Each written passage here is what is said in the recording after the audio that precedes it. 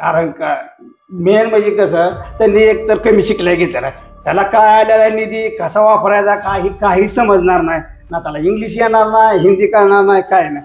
त्याला भाषेचा प्रॉब्लेम, त्याला काय सही कर म्हणली करणार. आम्ही बघितले अनेक इथं सरपंच झाले आमच्यातले, अनुसूचित जातीतनं ओबीसीतनं, काय नाही नुसती सही करायची. एखाद्या सरपंचाला असं केलं सही करायसाठी मी त्याला हात उगाच प्लेस्टर लावला हाताला, झालं उपसरपंच सह्या करायचा. आज परत इथं कुठलं काय तर ते लावण्या बरोबर काय बरोबर पुढच्या आपल्या माणसाने लावण्या बिवण्या बघितली का? हे कुठले कार्यक्रम घेतील पैसेशिवाय नाही, फुकाट काही सुद्धा नाही.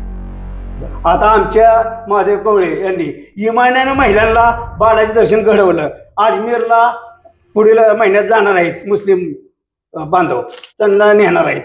आणि काय केलं, अष्टविनायक म्हटलं तर पैसे द्या. ही गणपती दावायचं दर्शन घ्यायचं म्हटलं तरी पैसे घेऊन करते ती धावते ती. मग ती काय आपल्या जाता येते की. मग तुम्ही महादेव कवळेचा आदर्श घ्या, संपूर्ण महाराष्ट्रात गाजलेला आहे ती. त्यांचं फडणवीस साहेबांनी सुद्धा कौतुक केलेलं आहे. आता त्यांच्या मूलभूत गरजा जी आहे ती रस्ता, पाणी आणि रेशनचं, ही मेन त्यांचं समस्या आहेत ती आम्ही दूर करणार आहे पहिल्यांदा. ती आता काय म्हणते ती आम्ही मोहिते पाटलांनी हे केले ती केले. मोहिते पाटलांनी काय घरचं पैसे खर्चून ती काय सुविधा केलं नाही.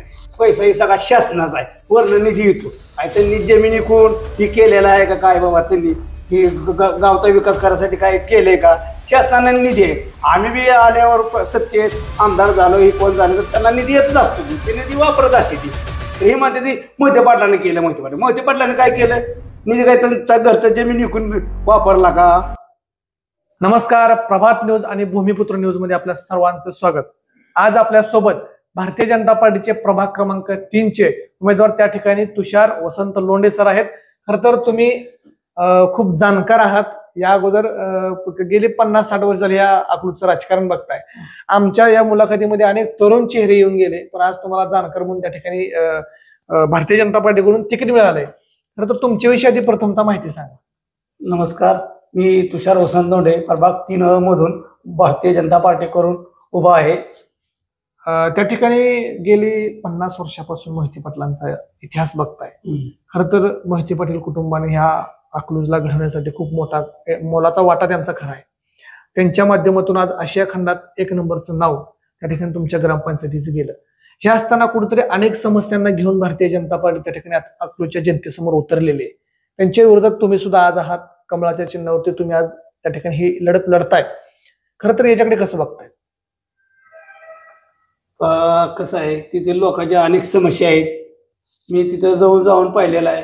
गटरीची समस्या आहे, परत रस्त्याची आहे, आणि प्रामुख्याने म्हटलं तर तिथले रेशनची समस्या आहे. कारण रेशन दुकान बी जवळजवळ 5-7 किलोमीटर लांब आहे. म्हणजे आता कुठं आहे? आता सध्या बोराके वस्तीला.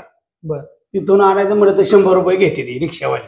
बरं. आणि ती बी रेशन दुकान कधी बंद असतं, चालू असतं, त्यांना मिळत नाही. त्यामुळे नेमकं काय तुमचा विषय? त्यामुळं आम्ही प्रभाग 3 मध्ये रेशन दुकान महादेवनगर आणणार आहे. तर आमची सत्ता आली तर आम्ही तिथं रेशन दुकान आणणार आहे. अजून कोणकोणत्या समस्या तुमच्या प्रभागामध्ये? अजून पाणी समस्या आहे. 4 दिवसात पाणी सुटतंय आणि बऱ्याचशा लोकांच्या घरी नळ नाही, ते प्यायचं की वापरायचं? प्यायचं पाणी येत नाही. त्यामुळं ते बी समज एकाच नळावर सगळी पाणी भरते, तिथं गर्दी होती. म्हणजे कसं? ह्या पहिल्या नगरपालिकेने नळ जोडलेले आहेत आणि त्या नळावरच गर्दी होऊन प्रत्येक घरातली माणसं नेते, कारण सेपरेट नळ नाहीत तिथं महादेवनगरला. कशामुळे नाही? आता त्याचं काय कारण, पाणी टाकीला पाणी कमी आहे म्हणते ती, त्यामुळं त्या पाण्या टाकीत पाणी सोडलेलं नाही जास्त. त्यांनी थोडंच पाणी असते तिथं, आणि त्यात ते काय वेळेस बोरचं मिक्स करते ती, असं पाणी. गर्दी जास्त होत असते. हा, त्यामुळे गर्दी जास्त होती. प्रत्येक लोक पाईप लावते, हे लावते, त्यामुळे लय तिथं भांडणं होते ती पाणी न मिळण्यामुळे. प्रश्न ते त्यामुळे लोक म्हणते आम्हाला पाण्याची अडचण नाही आहे. परत आता तर ते ड्रेनेजसाठी सगळं खांदलेलं आहे, रस्ते उकारले, चालता येत नाही, 2 व्हीलर जात नाही तिथनं, 4 व्हीलर तर नाही जात, काय जात नाही ती. आणि लहान मुलाला बी पाऊस पडल्यानंतर तिथनं बाहेर निघायचं ही अवघड आहे, शाळेला अडचण होती. ते शाळेची वाहनं तिथं आज जात नाही ती. आता खरं तर प्रामुख्याने आम्ही प्रत्येक प्रभागातून बघतोय किंवा त्या प्रभागातल्या उभं राहिलेल्या लोकांचं असं म्हणणं येतं की त्या गटरीचा प्रश्न कुठं उघड्याच गटरी दिसत आहेत, त्या कुठंतरी तुम्हाला त्रास असं होत आहे असं वाटतंय? हा, गटरीचा त्रास आहे. तिथं काय पाणी बाटल्या ही तसल्या मोकळ्या टाकते ती, सगळे लय कचरा ही झालेला आहे. गटरीत तुंबलेले आहेत. जर आमची सत्ता आली तर आम्ही त्यासाठी आमचे आमदार रामभाऊ सातपुते भरपूर निधी आणून देतील आणि त्यासाठी आम्ही अंडरग्राऊंड गटरी करू.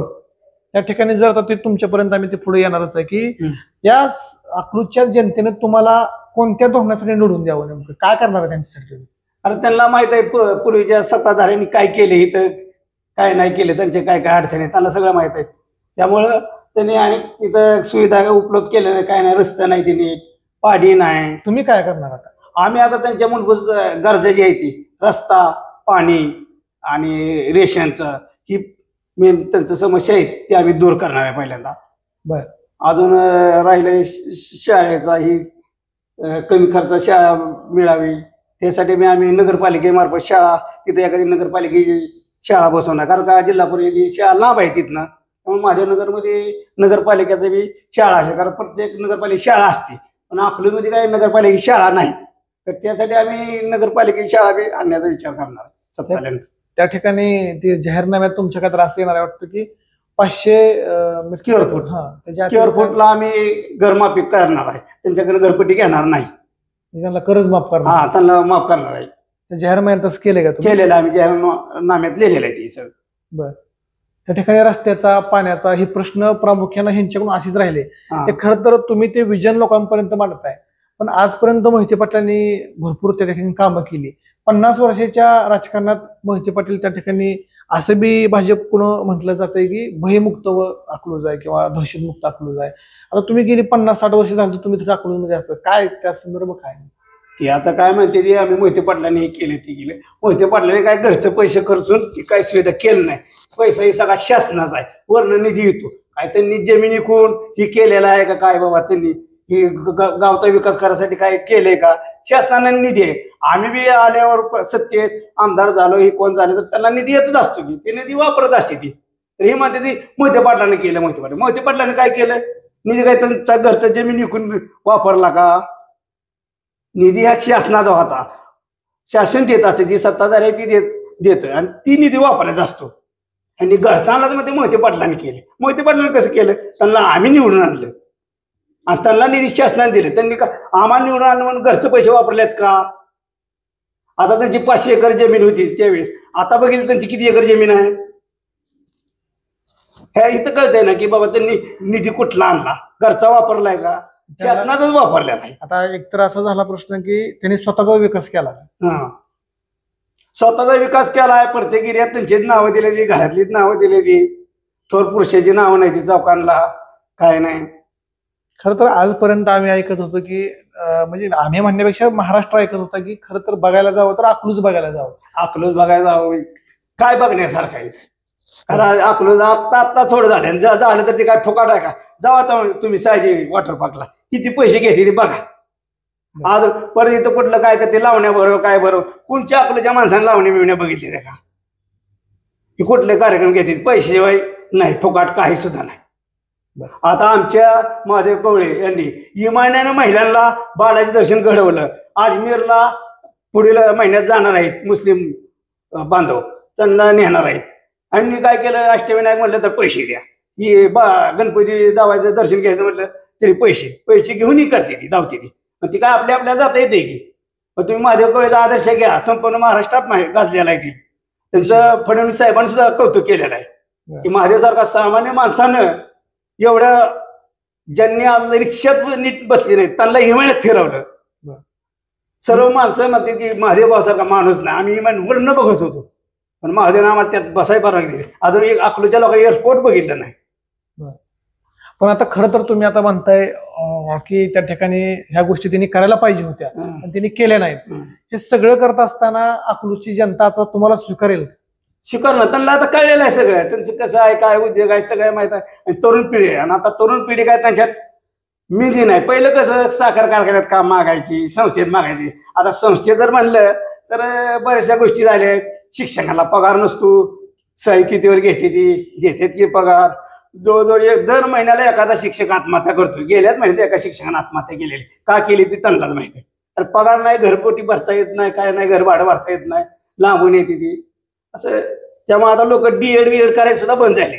खरं तर येणारी 2 तारखेला मतदान होणार आहे आणि ही सुज्ञ अकलूजची जनता त्या ठिकाणी अकलूजच्या उज्ज्वल भविष्यासाठी एकतर ते तुम्हाला निवडणार आहे, नसेल तर मोहिते पाटील कुटुंबाला पुन्हा सत्ता हायच्या हातात देणार आहे. एक त्या मतदार त्या पेटीपर्यंत जाणार आहे 2 तारखेच्या आणि त्यांच्या समोर एक चेहरा असणार आहे. एकतर गेली 50 वर्ष त्या ठिकाणी अधिराज्य केले अकलूजवरती मोहिते पाटलांनी आणि आता तुम्ही कुठेतरी येऊन समस्यांवरती आम्ही काय करणार आहोत, आमची काय विजन आहे ती हे सांगताय लोकांनी. लोकांना एक संदेश काय असणार आहे? संदेश असणार आहे की हीच वेळ आहे, ही जर तुम्ही संधी दवडली तर परत तुम्हाला पहिले पाडे तीच येणार. त्यासाठी तुम्ही हीच संधी आहे की तुम्ही भाजप पक्षाला विजय करा, मग त्यामुळे तुमचं कल्याण होणार आहे, सर्व निधी येणार आहे. कारण केंद्रातही आमची सत्ता आहे, महाराष्ट्रातही आमची सरकार आहे, सत्ता आहे, त्यामुळे अधिक प्रमाणात निधी आणता येईल आम्हाला जरा तुम्हाला सगळ्या सोयी होतील. तिथे एकही कोण वंचित राहणार नाही, तुमची सगळ्या गरजा बघतील. राहायला शाळेचा जी फी घेते पर तुम्ही बघला ती सुद्धा कमी प्रमाणात, त्यासाठी आम्ही नगरपालिकेच्या शाळा सुद्धा काढायचा आमचा विचार आहे, काढणार आहे.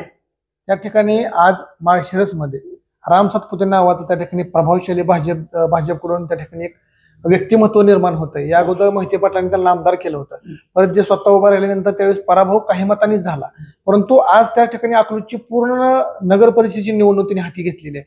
त्यांच्या नेतृत्वाकडे कसं बघताय? त्यांचे नेतृत्व एक नंबर आहे. कारण का सर्व तरुण पोराची मुलांना घेऊन ते विश्वासात घेऊन काम करतात आणि त्यांनी अनेक अडचणी त्याला आरोग्य दूत म्हणतात. कारण कसलाही व्यक्ती किती मोठा आजार असला तर त्यासाठी ते मदत करतात, धावून येतात, किती वाजता फोन करा, ती सर्व त्यांचे जे काय झालेल्या समस्या दूर करतात. त्यामुळे आरोग्य दूत असा महाराष्ट्राला मिळणं शक्य आहे. त्यामुळे सर्वांना माहित आहे की रामभाऊचं कसं काम आहे, त्यामुळे त्यांच्या कामावर खुश आहे तुम्ही. त्यामुळे सर्व जनता खुश आहे. रामभाऊला प्रत्येक गल्ली बोळातला मुलगा ओळखतो, तेही ओळखतात नावानिशी. आता खरं तर तुम्ही वयस्कर आहे म्हणून हा प्रश्न आहे. कुठे जर राम सातपुते यांना हिनवलं जातंय की कुठेतरी बीडचं पार्सल आहे, कुठं काहीतरी आहे, मग तुम्ही त्यांच्याकडे एक विकासाचा माणूस किंवा आरोग्य दूत म्हणून बघताय का असंच काहीतरी? काही नाही, ते आरोग्य दूत आहेत रामभाऊ आणि ह्यांनी सुद्धा दिलेले काय उमेदवार कुठले आहेत काय सगळ्यांना आम्हाला माहित आहे. इथल्या गाववाल्यांना किती तिकटे दिली त्यांनी. नगराध्यक्ष बघा कुठला आहे, इथल्या स्थानिक आमदार दिले का माणसाला? बर, इथले कोणत्या आडनावाची माणसं आहे ती, त्यांना दिले का नगराध्यक्ष पद? स्थानिकला दिलं असतं म्हणलं असतं आमचा गावाला आहे.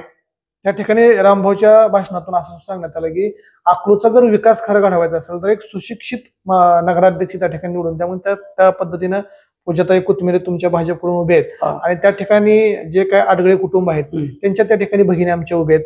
तर याच्याकडे कसं बघता? एका साईडला त्यांनी सांगितलं की गुन्हेगारी क्षेत्रामध्ये त्यांचा उमेदवार आहे आणि आमचा सुशिक्षित उमेदवार आहे, कसं बघता याच्याकडे? कारण का मेन म्हणजे कसं, त्यांनी एकतर कमी शिकल्या घेतलेला, त्याला काय आलेला निधी कसा वापरायचा काही समजणार नाही ना, त्याला इंग्लिश येणार नाही, हिंदी करणार नाही, काय नाही. त्याला भाषेचा प्रॉब्लेम, त्याला काय सही कर म्हणली करणार. आम्ही बघितले अनेक इथं सरपंच झाले आमच्यातले अनुसूचित जातीतनं ओबीसीतनं, काय नाही नुसती सही करायची.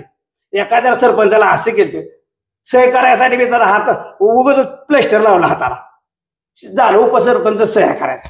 बरं, ही अशी करते. त्यामुळे त्या नामधारी राहणार आहे नगराध्यक्ष त्यांचा आणि आमचा नगर स्वतः निर्णय घेणार आहे. मी बंगल्यावर विचारून येतो मग सही करतो असा म्हणणारा नाही, स्वतः निर्णय घेणार आहे. रामभाऊने पूर्ण पॉवर दिलेली आम्हाला. बर, त्या ठिकाणी आपल्यासोबत होते तुषार वसंत लोंढे, हे प्रभाग क्रमांक 3 कडून उभे आहेत.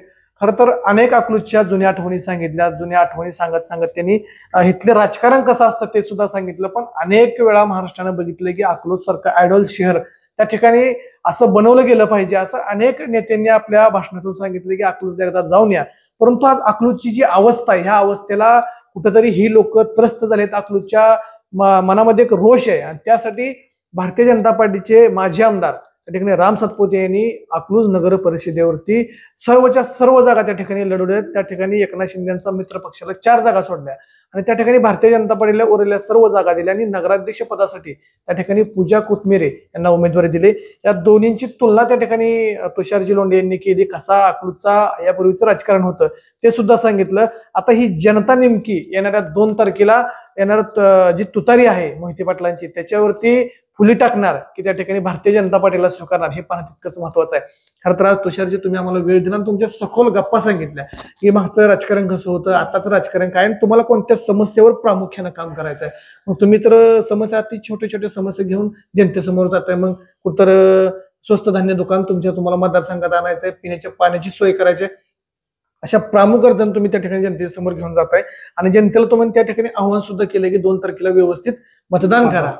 खरं तर आज तुषारजी आले, प्रभात न्यूज आणि भूमिपुत्र न्यूजच्या माध्यमातून आम्ही तुमच्यापर्यंत यांना पोहोचवायचा प्रयत्न करतोय. कारण मोहिते पाटलांना विरोध का केला जातोय किंवा कशासाठी होतोय, एवढा विकास करून सुद्धा ह्या लोकांच्या समस्या नेमक्या काय आहेत हे त्या ठिकाणी त्यांच्याकडून जाणून घेतल्या.